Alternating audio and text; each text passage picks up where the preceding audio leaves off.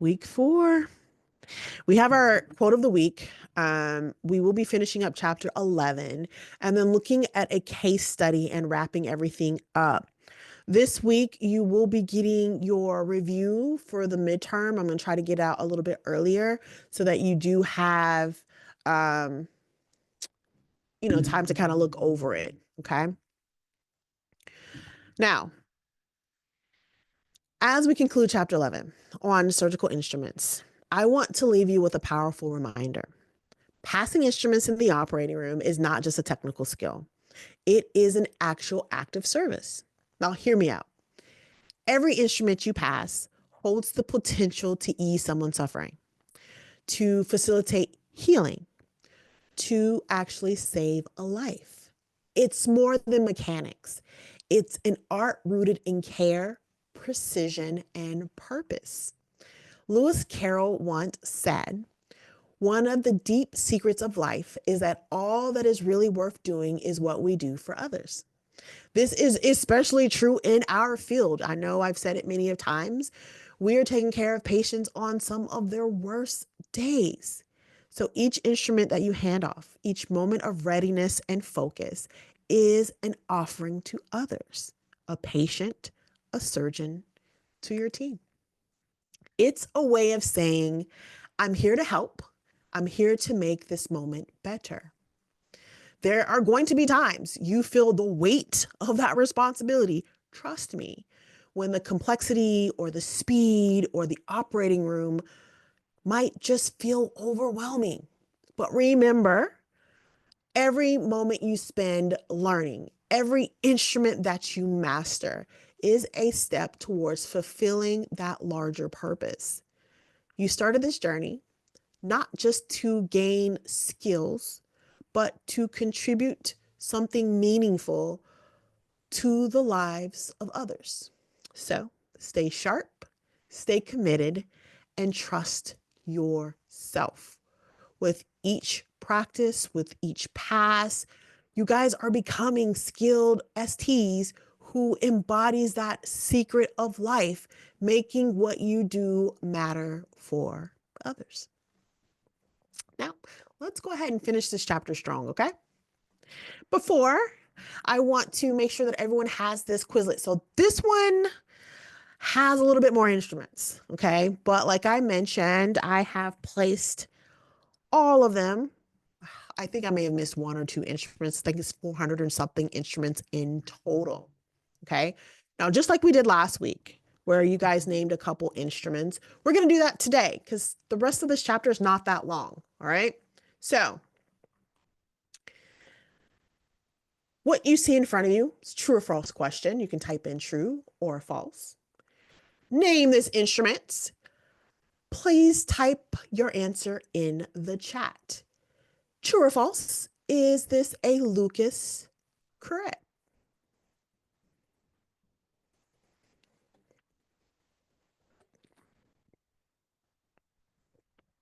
What do you guys think? That is correct. This is indeed a Lewis correct. Next question. True or false? Is this a Taylor spinal retractor? True or false? What do you guys think?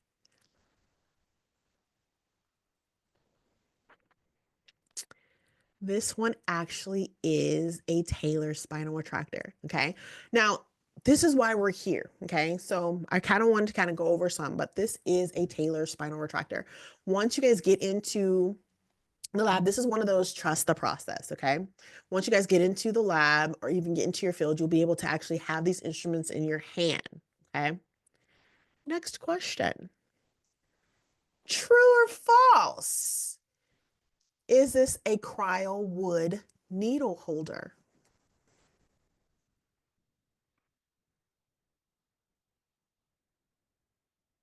You guys are correct. This is indeed a cryo wood needle holder. And you'll be able to tell because these are scissors. This is a needle holder where you will use to suture, okay, or place a knife blade on. Now, these particular scissors in particular are Struley scissors. Okay.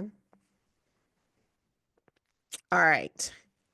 We'll have some more instruments towards the end. But let's finish up chapter 11. Today, we're focusing on two important skills: passing instruments and expecting them for defects.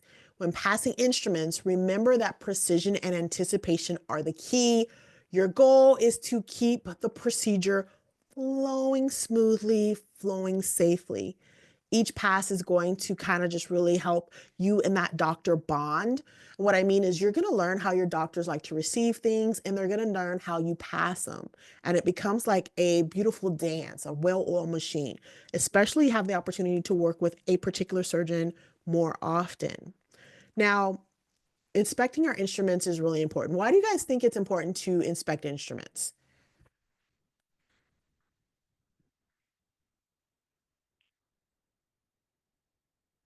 I'm looking for my set while you guys are doing that. Look for imperfections. Yep. Make sure there's no debris, bioburden. I love it. Using the correct terms. Yes, bioburden. Delay if the instrument is not ready. Correct. Again, these are some of the things that will help us stay sharp, stay focused, and trust in our ability, because you guys, we make a huge difference. We can slow down a case and we can actually speed up cases, believe it or not. Now, have a lot of videos today, I think, maybe one or two, because it's really important on how we load certain things. Now, I have the True Skin Suture Kit, not a requirement at all, not a requirement at all, okay? So in this little kit that you guys can kind of see here, it has some instrumentation. There we go, some instruments. It has some sutures. It has gloves and some like fake skin, okay? Now, today we're going to kind of get into some basic stuff, and I'm going to use this just to give you guys an examples of how you guys can practice. But you can grab anything from spoons, plastic knives, real knife. Well, don't do real knives, but plastic spoons, knives, scissors, just to kind of get you comfortable with being able to pass different instruments. Okay. We look at a single knife, scalpel, okay, with a detachable blade. It must be passed with caution. Now, for this one, because I know you guys don't have a knife blade, grab a pencil, grab a pen, and you're going to see how to insert and remove. But I'm also going to show you how we pass them as well, okay? We are going to look at this really quick, and then we will kind of go over some tricks of the trade, we should say. So let's take a look. To install the scalpel, grab your needle holders. That's different than the curved hemostats. Those will not grab the blade as well, so we'll put those away. Start by opening up the scalpel package and take out the blade. You'll notice that the curved side is the sharp active side, so we'll want to stay away from that. Rotate the active side to the left, and then with your needle holders, get a secure grip on the back side of the blade. Go ahead and click it down 3 times so it's nice and secure. And then grab your scalpel handle, and you'll notice that the handle and the blade both have an angle. And it's important to make sure those are lined up. If you have it the wrong way, you'll notice that the angles are not aligned and it won't fit. Once you have it the right way, go ahead and slide the handle into the slot, and then once it's on the tracks, slide it all the way down till it clicks. And now you have a secured blade ready for use. When you're done, to remove the blade, grab it at the bottom, and you're going to want to lift up that bottom over that lip, push up, and usually at this point you'll lose the grip because it's such a small area. So go ahead and re-grab the fat part of the blade on top and slide it the rest of the way off. All right, so you guys are going to have a lot of practice with this in the lab. But like I said, trusting the process. It's still good to kind of have an idea of some of the skills that you're going to be required to complete. Okay. And none of us want you guys to be intimidated. You are going to see some stuff in your clinicals, but keep in mind when you guys are doing things, you're going through with the book, how the book says. The other thing to keep in mind is that you're going to have on your sterile gloves. So if you are able and you do happen to grab a kit, again, not a requirement because you're going to be able to have everything in the lab. Make sure you have on gloves when you're doing it because the texture of different instruments, for example, my needle driver, okay? When I'm holding it with my bare hand, it's going to have a different feel than when I put on my gloves, okay? And you want to be able to have that texture because sometimes you get nervous and when you have on gloves and you have that knife handle and you're trying to load your knife handle, take a deep breath, relax, and then kind of look at these different skills, okay? Sometimes when we are passing instruments, we want it to be effective, efficient. You're going to learn how to anticipate. This is why we learn the surgical procedures, not because we just want to be like, you need to learn it. Well, yeah, you need to learn it, but it's important because there's times where you're in a case and you're looking and you're like, something's not right. Like everyone in the room is kind of figuring it out. What we're doing is we're moving 2 and 3 and 4 steps ahead, thinking, all right, this isn't going to work. I'm looking on my back table, I'm looking on my Mayo stand, and I'm like, what can I give them that's going to work just as efficient? Because the instrument they're using right now, I can tell it's not working. All right. Delays in instrument exchange can, of course, extend surgical time, increasing the risk of patients. You want to make sure that you are properly passing instruments to your surgeon. That's why it's important to really know what case you're doing, where you're at in the case, and again, learning that surgeon. We go back to that video that we watched in the beginning of this module, same video we watched at the beginning of last module. We have to be aware of our sterile field because people can contaminate, not on purpose, to err is human, but we want to be able to properly handle to prevent contamination. This is going to be important for our patient's recovery and to avoid HAIs and SSIs. Understanding our instruments, their use, it helps us to, again, that anticipation, knowing where the surgery's at, knowing what they need next. If you're looking and you're like, we're about to close, having that Vicryl ready for them or whatever surgical suture that they need. And really knowing that surgeon. I mean, I'm thinking of different cases and I'm like, we're at Vicryl. We're at monocryl, which is skin. Oh, they're ready for staples, which is if they're not going to use an invisible suture line, continuous, they may staple the skin. If I'm using staples, then I'm going to have some bacitration and Atelfa. If I'm using monocryl, I'm going to have steri strips. See how that works? Like you're going to know what they need and when they need it. We play a huge role. We're getting our instruments ready. We're making sure that we're organized. Everything is in reach. And we're taking responsibility for these tasks because it reflects on our professionalism. It shows our dedication to our patient care. All right, let's get into some breaking things down. When we're handing surgeons instruments, we're handing them the instruments in position of readiness. What does that mean to you?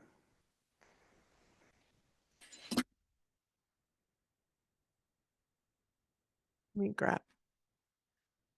Yes, it all comes with practice. And that's another thing. And I love that you said that because I don't want anyone to go in and be like, oh my goodness, I don't have it perfect. That's okay. You don't have to. It all comes with practice. Grab by the use side. All right. So I'm going to break it down. So the surgeon has the instrument, they immediately can begin to work with it. Yes, you're giving them the instrument in the position of function.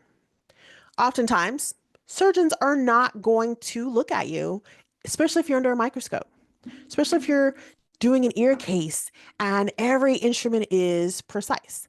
Oftentimes, surgeons like this, they're trusting that you're going to give them the correct instrument. Okay. While passing an instrument, it should be oriented in a way that facilitates its immediate use. So I have my knife. Let me grab a pencil. So those of you that don't have instruments yet, you're going to hand them, let's say this is my knife. I'm handing it to them so they can go straight and cut. Okay. Let's do that again. Handing it so they can cut. You have forceps. I have some forceps in my hand. I'm going to grab it at the working end. Surgeon's going to have their hands, usually when they do like this, it's pickups. I'm going to hand it to them so they can go straight in. Oftentimes, I don't have, okay, I do have scissors. Oftentimes, they're going to ask for scissors, and you'll have the scissors. And the way I hand it, if you notice, I'm grasping at kind of like right underneath the cutting part. And it's just a flip, okay? So I'm handing it into their palm. Once they grab it, they go straight in. Let's see if I can do that. Okay, they're going straight in. Again, what you see in front of you are pickups. Grab them, just like a pencil, go like that. Now they can go straight in and use them. Okay, we're not done. We have tons that we're going to break down. Kind of what I showed you. There's the knife. If you look at that slide in front of you, they should be passed on the sterile basin if possible. So that's like some places require a neutral zone. And that is just a kidney basin that they'll ask, especially if you're new. Some do not take offense. Sometimes they just kind of want to make sure that no one gets hurt. Okay. And then a lot of times when you are comfortable and you and that surgeon, you and that team are more comfortable, you will be passing them, the instruments into their hands. Okay. But a lot of times they'll have you put it in a neutral zone. Not every place. So keep that in mind as well, where you're putting the sharp instrument in a basin and then handing the surgeon the basin. Okay. So you'll learn that with your preceptor, right? But look at A. Okay. This is you. This is your surgeon. Look how they have it. They may even be like this.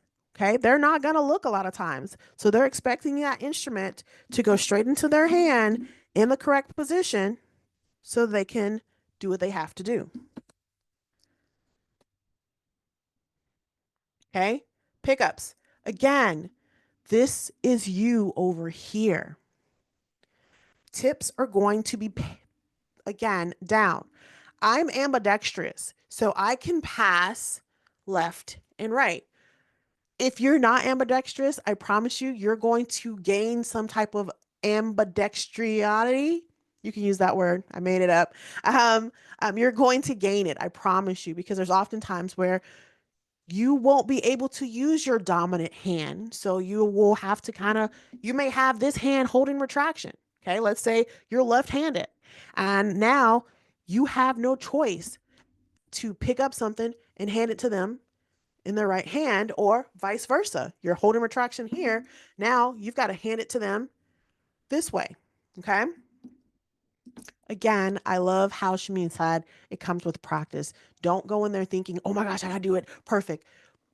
Trust the process, trust yourself, believe in yourselves, okay? You can do it.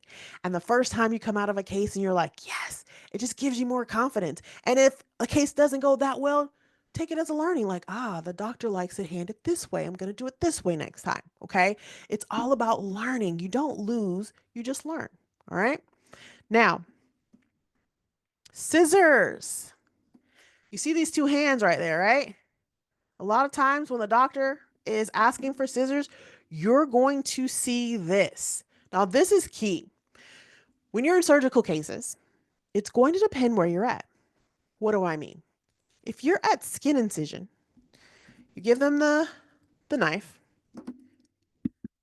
pickups and a bovie. Next time they ask for scissors, it's not going to be deep because we're at the skin surface. As we get deeper in, your pickups are going to get longer. Your scissors are going to get longer. And a lot of times your instruments may go from cryos to hemostats to peons. So they get longer because of where you're at.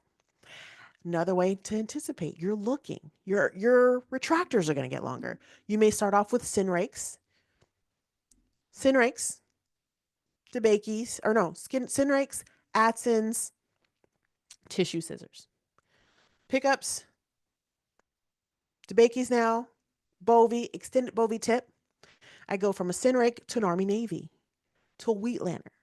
It's going to go deeper and deeper. I may use a Bookwalter retractor, which is a self-retainer that you put on, and it has a whole lot of ratchets and stuff that you put on it so that there's more visibility. Okay. As you go down, you go longer. As you come up, you go shorter. So when you start looking and you see, oh, okay, we're coming up, they're looking for Vicryl, you load your needle on your needle driver, you're handing it to them, you're looking, you start placing longer instruments back. And you're going to learn all that. But this is one of the keys to help you anticipate. Okay. But again, scissors, you'll get that. Pickups, knife, depending on them. Sometimes they'll just say knife.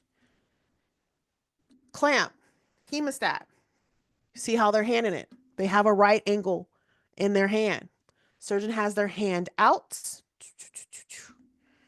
You're going to give them that instrumentation so it's in their palm. Sometimes they'll have it like this.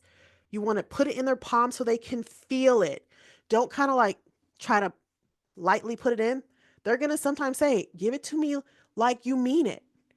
That doesn't mean throw their hand off, but give it to them so they can feel it. Okay. So they know that the instrument is there. Always have it kind of like you see again with my wrist.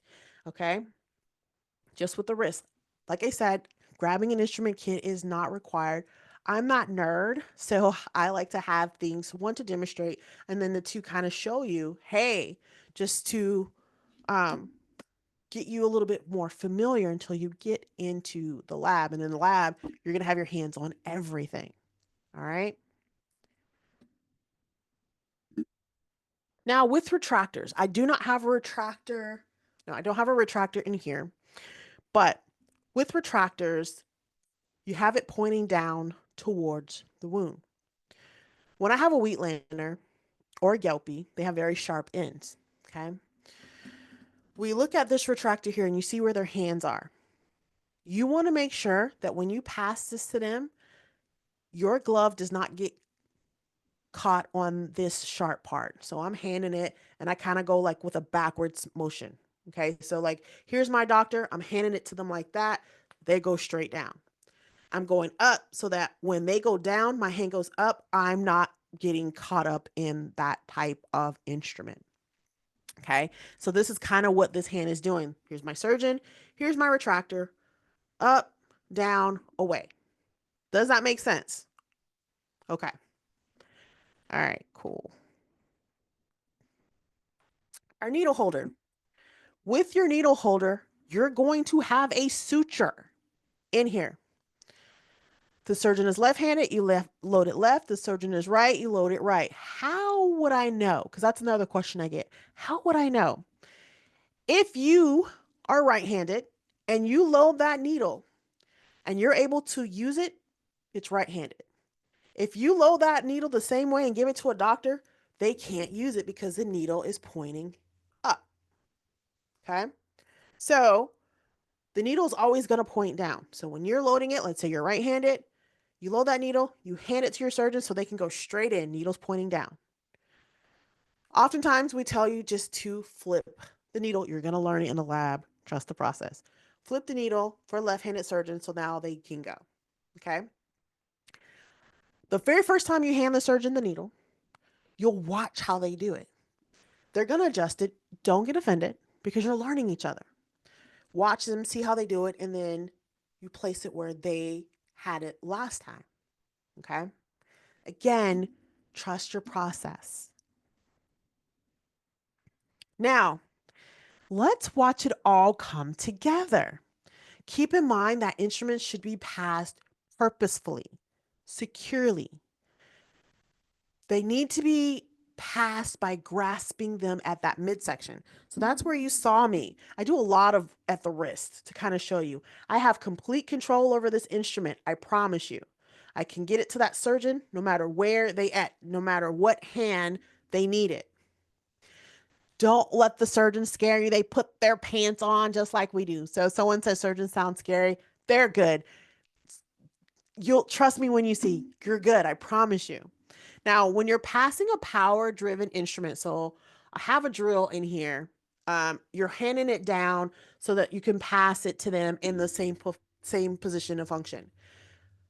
A lot of the instruments look like the ones you get from Lowe's and Home Depot because they do the same thing. So if you've ever used a drill from Home Depot or Lowe's, you can pass a drill, you can load a drill bit, you can load a screwed plate, everything, because it's going to be the same. It's just on bones and a human. And you're passing that power drill the same way so that the surgeon can go with the flow. Now, during surgical procedures in which, let's say you don't have a flat surface, what do I mean? When you're doing a shoulder case, your mail stand may not be where you're used to it. Like you may not have that mail stand where she's at right here. You may have to have it on your back table or on the patient, okay? Especially when that patient's in beach chair. So keep in mind that the way you have your instruments, you want to have in a way that they don't fall. Luckily, we have magnetic pads and different things that you can utilize for those particular cases that prevent the instruments from sliding. All right, so let's look at it all come together right now. Welcome to Basic Instrument Passing. You have before you CST extraordinaire standing at the Mayo stand and the surgeon across from her. Typically, when you are passing instruments from the Mayo, you will have both a surgeon and an assistant surgeon. One will be across from you and one will be standing next to you, either on the right or left side. What you see in front of you is a basic Mayo setup for a basic case. And so now we will begin with basic instrument passing. Knife. And I am not watching. Thank you. And notice how when I grabbed that, I had this kind of tucked away, hidden to keep myself safe and my surgical team safe. If they were to reach back, I want to make sure they're not going to stab themselves.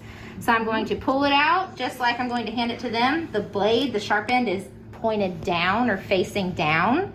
I am leaving enough room for them to grab, but I'm also protecting myself and them from the blade. And I place it in their hand like a pencil. I'm taking it like a pencil, and that is how it is used. So you have to think about how each instrument is being used. And then that's the blade. Back. Sometimes they'll hand it back to you like that. I'm gonna put it back where I had it. And pick up. See how I grabbed them by the tips? Putting them in their hand like a pencil, exactly how they're going to use it. My hand is not in her way, and then I'm up and away. And then I can use it. Bovie. Again, passing it like a pencil. You can either pass it from behind like that. That's usually how I place it, or if I'm over here, but I'm not holding on to the active electrode. And I'm going to be pushing the buttons. So when you pass it, it's helpful if you pass where the buttons are on top so that their finger or their thumb can be used to press each button. And hemostat. And when I pass a ringed instrument that is curved, I'm passing it where once they have it in their hand and it goes in the patient, the curve is going to be down. So see how I'm putting it in her palm like that? And the curves are now facing down. If she were left-handed, I could pass to her left hand just like that. So see, now that curve is going down in like that. And I would use it with left hand. So all you would have to do is just a simple flip. If she has her right hand out, then I'm putting it like that. If I see that she wants the hemostat in her left, all I'm doing right here, holding on to the box lock, I'm just flipping it, just like she's gonna use it. I don't have to switch hands to then rotate it. That takes too much time. So I'm going from, oh, nope, she doesn't want it with her right hand, flipping it, left hand. Okay, retractor. And I'm looking at the incision and I see that we're a little bit deeper. If we were superficial, I may pass, you know, this Senreg or an Army Navy, which has two different ends, but we're getting a little deeper, so I'm going to pass the more shallow end of the Richardson. So I'm just handing that to them exactly how they're going to use it. She's just going to take it just like that. Just like that. Okay, clip. So then I have my handle clip. It would be loaded. I would have checked for scissoring prior to loading it. That's all you have to do before you load it, is just do this right here. Make sure the tips line up and they don't scissor. Then I would load it. It's loaded and I'm passing it. This one you want to be a little more delicate, because if you slap it into their hand, that clip will fall out and they will not be able to use it. So I'm being a little more delicate, placing it in their hand, getting a second one ready, because usually they take at least two at a time. And put no pressure on the instrument. You're only holding the box lock with very little pressure, because even the slightest squeeze, the clip will just fall out and then it's empty and you can't use it. Let's do METs. Okay. And so see how I locate, ooh, those are not the METs. Sorry, doctor. See how I located? I use my other hand. So don't just think you can only use one hand, okay? So I have these on a little roll towel or a foam one. And so I'm using this hand. I can move those out of the way and I'm reaching straight for the correct instrument this time. And I'm passing the scissors with the curve once it goes into the patient facing down. Again, if she were left-handed or wanted them in the left hand, I just have to flip it just like that. Let's do Gelpy. Okay. Gelpy, you have to be very careful passing a Gelpy to your surgeon. You have to be careful for yourself and for them. So there's two different ways you can pass it. I like to pass it like this on top. So when I pass to them, they take it. I am up and away. You never pass it and drag down, because it will cut you. So I'm passing it and doing it away. Or another way you can pass it is holding it like this, like just on this side where I can get away from it. So I'm passing it to them and I'm just letting go. And I am not watching your hand. So as soon as I feel the instrument in mine, I'm going into the incision. Let's do Babcock. Peon. And so notice how I didn't have time to put this up. So she was ready for the next one. I just dropped it, gave her that she needed while she's working on that. Now I can put this up where it goes. They don't have time to wait for you to be like, where did I put this last time? Well, they're waiting on that next instrument. So I just set it down. I'll tend to that later, pass the next instrument, and now I can place this while I have a little bit of time. And once you get a little more seasoned, you'll be able to anticipate. So I'll say, oh, on this case, every time after she's done with the peon, she wants a sponge stick. So I'm already gonna have that in my hand. So as soon as they hand that back, I'm going to take with one, pass with the other. And now I can put this up. Into Bakey. See how I passed that to her left hand? I noticed which hand that she wanted. I just picked it up, held it by the tips, and put it in her hand like she's gonna use it. All right. What questions do you have about that video before we get into the next section? Was that pretty clear? Pretty good video. I went through a lot, and I thought that the way that they did it was really, really good, especially with breaking it down. So I did share the video in the chat. Yes, I see a question. Yes, Miss Shameen. Yeah, thank you, Miss Teresa. So basically, the surgeon trusts everything the surgical tech gives. So there is no time for us, the surgical techs, to ask a question like, is this the right tool I'm giving? So basically, you have to know your tools, your instruments. Sorry. Yes. Yeah. Yes, Okay. and yes. However, as a student, you are giving grace, right? As a preceptee, like when you get to your brand new site, they're going to show you grace. But basic instruments, they're going to expect you kind of know, like DeBakey's, the basics, right? It'll come into like certain cases how they do certain things, because, for example, great question, by the way. Let's say you have a surgeon and you're doing an appendectomy. You're like the appendectomy room, but you have 5 different surgeons. I can guarantee you that even though you're doing a laparoscopic appendectomy, 5 cases, because you have 5 different surgeons, each one is going to do it just a little bit different. So you'll learn their idiocracies, you'll learn their hand movements. But again, that's going to be coming with working with them and learning each other. Okay. I know you want to do it in person, and you will get that opportunity. Okay. Thank you. At this stage, I kind of like to show you, hey, this is what you are next. This is where you're going next. Right. And then to kind of trust, like, You're definitely going to get there. All right, here we go again. Troubleshooting surgical instruments. Sometimes we have to inspect certain instruments, right? We want to make sure that they can clasp. So when she mentioned the clipper pliers and she didn't want them to scissor, did you guys know what she meant when she said making sure they don't scissor? Right. That's correct. So, Caitlin Roberts, Miss Roberts said it perfectly. You don't want them to cross. So, like scissors, right? When scissors kind of you don't want them to cross. Basically, you don't want them to do this. With clipper pliers, the whole point is to occlude usually a bleeding vessel. And so, with the clipper pliers, you load your clip and you want them to approximate, meaning come together. If they cross, that means that the clip is not going to go on the vessel correctly, and it kind of is a mute to put that on there because the vessel might not occlude and then you have a whole nother issue. Okay. So that's what they mean by cross. Other things you want to make sure that you're checking your rangers, making sure there's no missing screws or missing pins or loose screws, because you don't want to be doing a case and all of a sudden the screw comes off in the operating room or in the sterile field. Needle drivers are important to make sure that there's no mechanical breakdown. You're checking the inserts if there are any, ratchets, the box lock, just making sure that it works properly. And again, it's all about patient safety. Okay. Here we go again. Name that instrument. Type in your answer. Is it A, B, C, or D?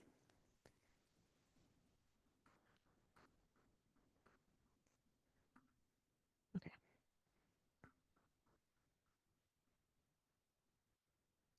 Give it a guess. What do you think it is? We do know it's a retractor. It is Beckman retractor. It is a Beckman retractor. Beckman retractor. Two more. All right. Name this instrument, please. Type in your answer in the chat. A, B, C, or D. This one actually is one of the instruments that you're going to be using quite often, especially if you're doing general. It is a DeBakey tissue forceps. Another thing that we don't say the entire name in the operating room, they'll just say DeBakey, hemostat, Alice, peon. Okay. But DeBakey tissue forceps is the correct one. This is one that you will use quite often, especially in general cases.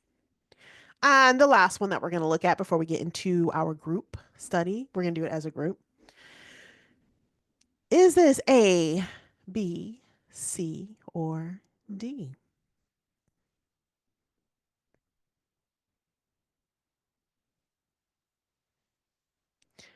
We do a little process of elimination. I'm going to help you. I see someone got it right, but okay, so it is a femoral bone hook. That is correct.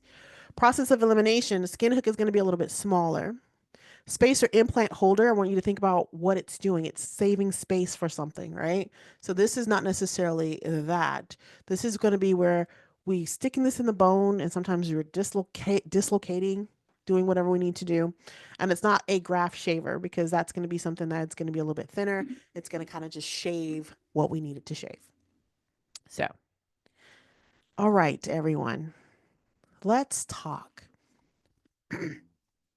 You're scrubbed in and you're preparing for the start of a procedure when you notice that one of the surgical instruments has a visible defect. A clamp is not locking properly. The surgeon is actually about to make the first incision, and replacing the instrument would just take time, potentially causing a delay. What should you do? As it says, consider the importance of patient safety, the role of teamwork in the operating room, and the consequences of using a defective instrument. I already saw someone says, cause a delay.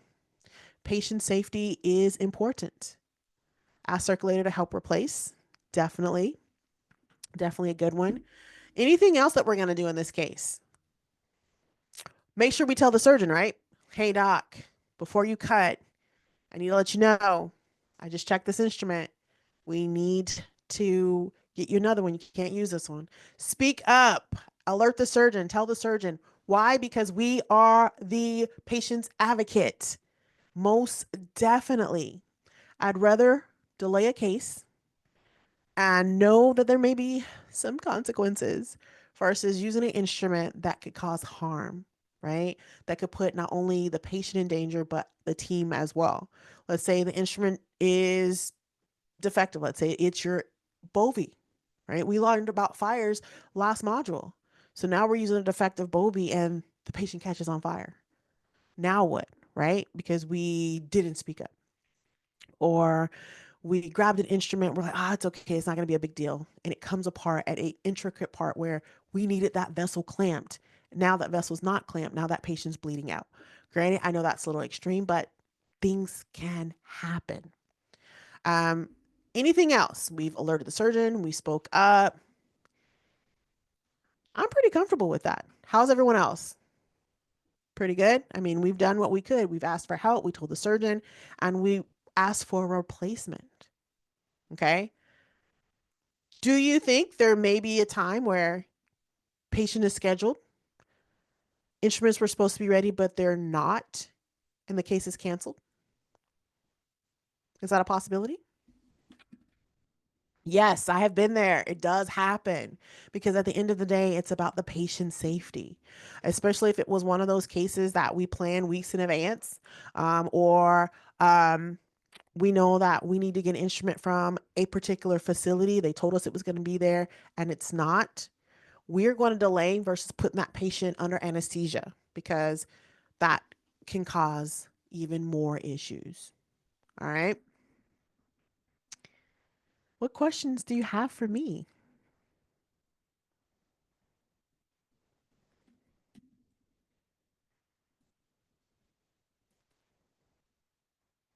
I see none. We're getting closer and closer to midterms, y'all. Okay. Quote of the week, one of the deep secrets of life is that all that is really worth doing is what we do for others. That is by Lewis Carroll. So we have those who are watching the archive. Some questions for you. What is the relationship between the characteristics of a particular type of tissue and the instruments that are used on the tissue? What are the functions of self-retaining retractors? And what specific steps should be taken to inspect instruments for defects to ensure patient safety? So Mr. Shane asked a question and then Ms. Shameen. So Mr. Shane said, does the university offer open lab times? They do offer open lab times once you guys get into module 4, which is coming really fast. Your lab instructors and Miss Christie that you guys have already had, they'll be starting to talk to you about getting everything prepared, and it's a pretty cool setup. Okay, but they have more specifics and they are really phenomenal. You guys are really going to enjoy it.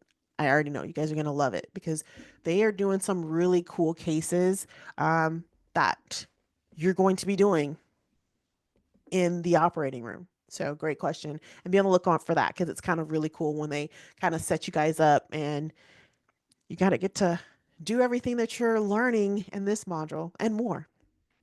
Okay, Miss Shameen, yes. Yes, Miss Teresa, thank you. The question I have is, it doesn't include this, but how would you advise, because I have troubles like revising module 1, 2, and 3, like module 1 and 2, because it's so much, information.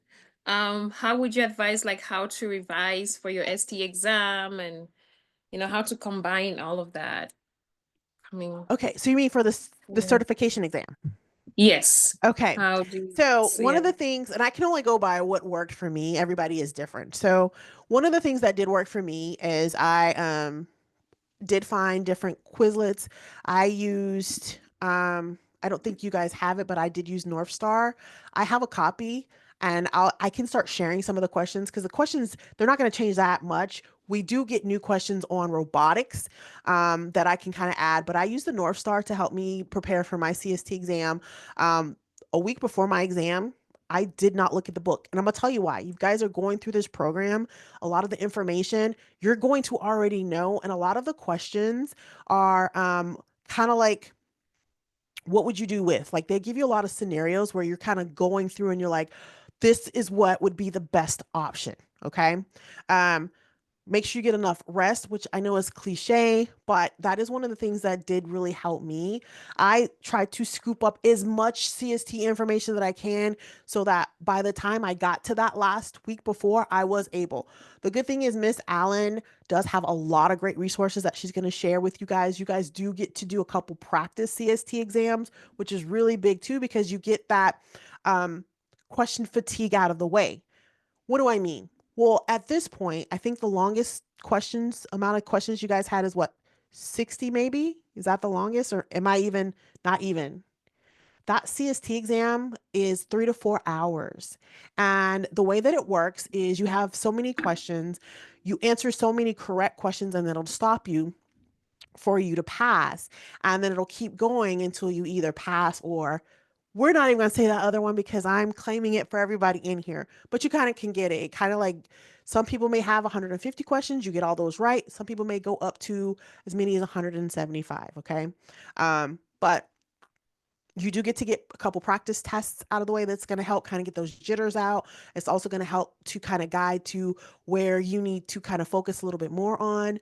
With this last test, there was a lot of decontamination that we were told and sterilization. So kind of making sure you know those parameters, you understand what items can be sterilized with what and how, and which ones do better with heat and not heat, and which ones are non-submersible, as well as the different disinfectants. Now, keep in mind when you guys take yours, they may focus more, have more questions on a different subject, but just having a good feel on each one does help. Okay, so North Star, Quizlet, flashcards, medical terminology. Going back, if you guys go on to Moodle where there's those CST preps, we do try to upload the guidelines as soon as they're uploaded. Use MBSTA and AST um, to gather even more additional information because then they'll tell you, hey, you know, for 2025, for example, this is how many questions are in this domain, this is how many questions are sterilization, this is how many questions are pharmacology. Granted, they're not going to give you the exact, hey, this is the question, but then you can kind of have an idea of, all right, um, I can kind of go through with it. A lot of it, I don't know if any of you guys have taken like NCATs or any other, a lot of it's kind of like, what would be the best question? You have a scenario, you have certain instruments. Let's say you're doing a neuro case, they give you a couple instruments to choose from, and you're looking and you're like, okay, I know what instruments are normally used during neuro. Another good thing I want you guys to remember is by the time you get your CST, get to the CST exam, you will have been in clinicals, right? You will have gone through lab. You will have been able to kind of get your hands on those instrumentations, looking at surgeons' preference cards, actually working with surgeons in different teams. So that'll help, especially when it comes to questions about the team dynamics and the role of the scrub and the role of the circulator and different things when it comes to particular cases. You know, they may get in depth. I have seen questions where they go specific, let's say, on a certain GYN case. Well, by that point, you will have had some type of exposure to gynecological procedures and neurosurgery procedures. Cardiac's a little bit different because not everybody gets to go into heart, but you may be able to. So with that, there's usually, I don't want to say, and knock on wood, and you get a whole bunch of tests with heart, but they usually don't have more of the specialized cases because that is going to be more of a specialized service. Okay. But basics, Castroviejos are going to be, you know, instruments that you're going to normally use in certain vascular cases. Stratinskys are going to be clamps that you usually use in vascular, like that bone clamp. That's when I see that, I know we're going to do some type of big ortho bone case. But at this point, I want you guys to remember that we're just building you up, right? By the time you get there, you're going to be more than prepared. It's going to be the nerves and just the pressure that sometimes we put on ourselves that makes it like, ah, do I know it? I promise you guys, you know it. If you're giving your 100%, and I'm going to ask you guys again at the end, like I did in the beginning, I'm going to ask you midterms actually, we get to the point where do you think you've given it your all? If you were on the table and you look up and saw you as your tag, would you be like, okay, I'm good? Okay. So trust me, trust the process. And that's an excellent question. Um, we're going to get you guys there. Any other questions? That was a really good one. And did I explain it? Because I feel like I was talking and talking. All Yes, you right. did. Thank you, Miss Teresa. Just, I guess, revising and reviewing, and Yeah. like you said, A lot of it's Quizlets. reviewing, especially when it comes to medical terminology. I know you guys got medical terminology in like mod one, right? So it's kind of Yes. like just um, muscle memory. You guys are going to hear that a lot, especially when it comes to handing instruments. It's muscle memory. Like, you know it, you trust yourself. And the biggest thing, and I know this sounds cliche, do not change your answers. We had students that have come so close that would have passed, but then they changed one or two answers and then they'll miss the test by one or two. That's not going to happen. Okay. Trust yourself. You know it. You've got it. Go in there and believe it. True story. 2018, we were getting ready to study for the CST. And I had two groups. It was the weirdest thing. And I watched it. And I told them, I said, you guys, you know it. Like, we had been studying. I was like, you guys, relax. I was like, this week, I don't want y'all opening up the book. But so I had half the class like cramming. And the other side was like, psh, we were just talking about experiences, talking about their lab. And I'm not joking you. When they took that CST exam, the students that were kind of like relaxed, they weren't like not nervous, but they were more like, okay, I've done this. I had one student almost score perfect. And the ones that were, and I saw the two main, it was so weird. It was like they were going back and he was like, dude, you got it, relax. And the other student missed it by literally a point. So they knew it. But, anyways, I'm not going to keep you guys any longer. With that, I want to thank you all for being here. We're, we're trucking. You guys have a wonderful rest of your evening. And I'm looking forward to seeing everyone who can attend pharmacology on Wednesday. Good night, everybody.